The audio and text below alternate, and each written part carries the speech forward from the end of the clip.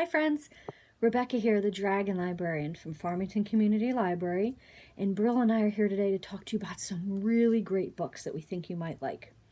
So what I wanted to talk to you about today might be a little bit strange, but hear me out. I want to talk about books featuring pandemics. What? You're probably asking yourself, why in the world would I want to read about a pandemic when I'm living through one? Well, for a couple of reasons. I think that reading books about pandemics during a pandemic, it makes you feel like you're not alone. Even if the book is set in a fantasy setting, even if it's set in a dystopian setting or set in a historical setting, reading about people that are going through the same kinds of things that we are is cathartic. And it just makes you feel like, you know what? I'm not alone. Other people have gone through this, even if they're fictional people, and it just makes you feel better, at least for me. Some people might not feel that way, and if you think you would be totally skeeved out by reading about pandemics right now, definitely don't do it. But I think you should give it a try, because I have some really great books about pandemics that I think will change your mind. The first one is The Red Lotus by Chris Bohjalian. I always butcher his name. I'm not actually really sure how you pronounce it because I've read it and never really heard it said out loud. Chris Bohjalian, something like that. Anyway, he is a best-selling author. He's written many books. I really like his work. I would say probably about 80% of his books I would say I really enjoy. And this is his newest one, The Red Lotus. And it's about this couple who are on a bike vacation in Vietnam. Alexis is the main character. She's a critical care nurse, and her boyfriend, Austin, is really super into biking. So they go on this trip to Vietnam.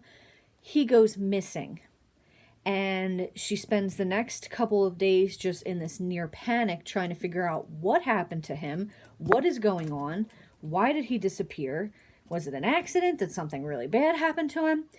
But then a larger story starts to unfold, and you start to realize, as does Alexis, that there's something going on with Austin that has repercussions for why he is currently missing.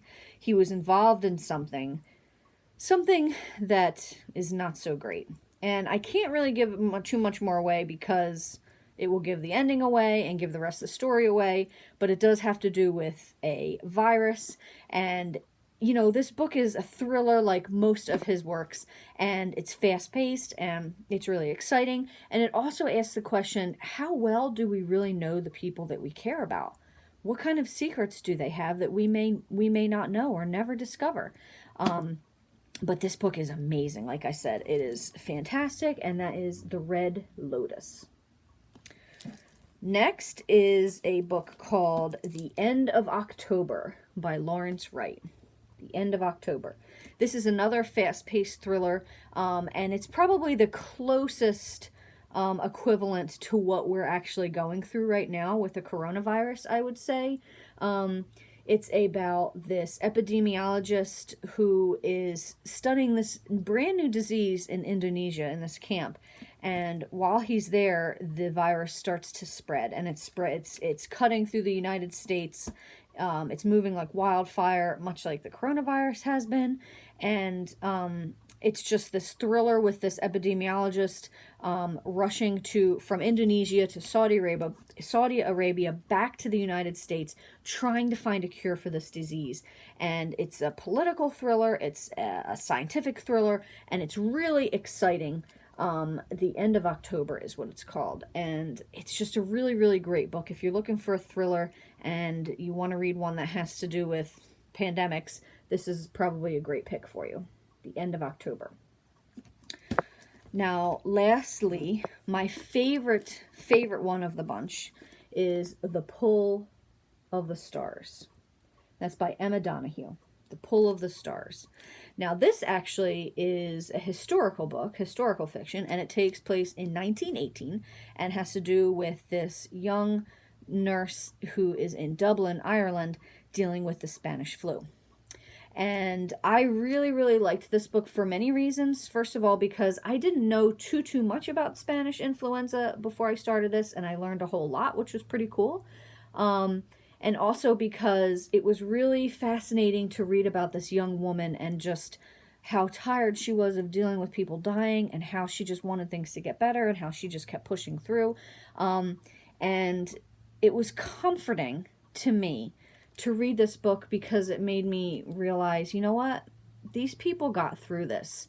The people living in the early 1900s after World War One, obviously not everybody survived, but the world got through this, and we're going to get through this too. We're going to get through the coronavirus.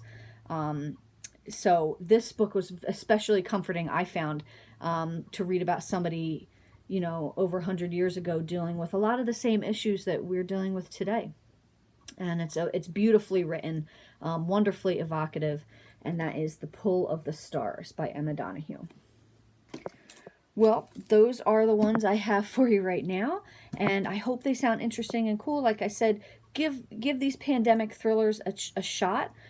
They might help you feel better. They might be a little bit of a comfort to you, and make you feel like you're not alone, especially in a time where there's just so much isolation that we're experiencing. Books can be great friends, so definitely give these a try if you're up for it. And they are all available at the Farmington Community Library, so please feel free to give them a shot. And you can pick them up either during our curbside service, or grab and go. You can come into the building during our hours and pick them up that way as well. Thanks so much, friends, and have a wonderful rest of the day.